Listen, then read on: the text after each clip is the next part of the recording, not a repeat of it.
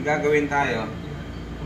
Pagka ganito katigas yung electric fan nyo, ayan o, hindi na talaga iikot yan. Ugong or possibility yung fuse sa loob bumigay. Kung may fuse, kung wala, di sunog yung motor. Pero kung di sunog ang motor, lilinisin lang natin ang bushing at saka shafting nito. Dahil, ayan o, hindi na siya naiikot. Ano bang dahilan bakit nanigas siya? Usually yung alikabok at buhok na pumapasok sa loob.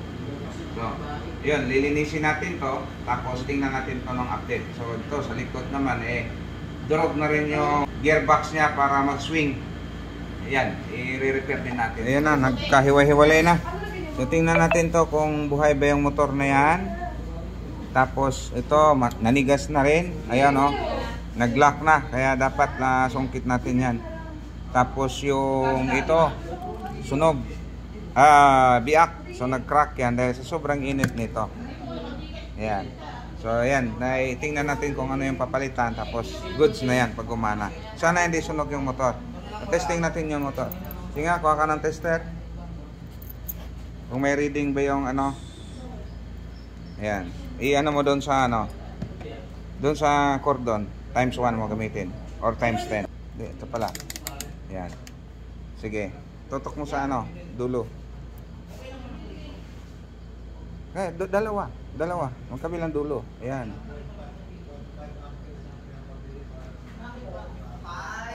Ayan. Dalawa na yan. Ayan.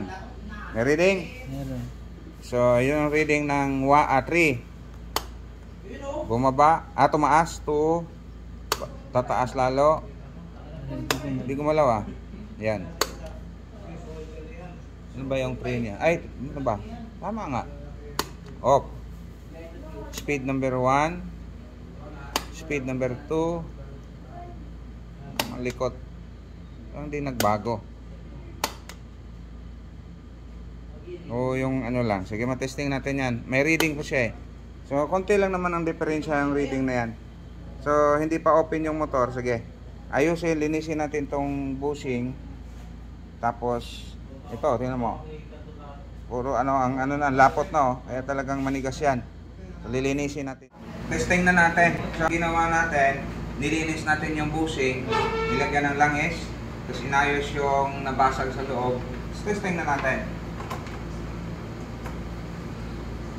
Speed number 1, okay, ayos. Number 2, number 3. So, ganun ang sakit ng mga electric fan.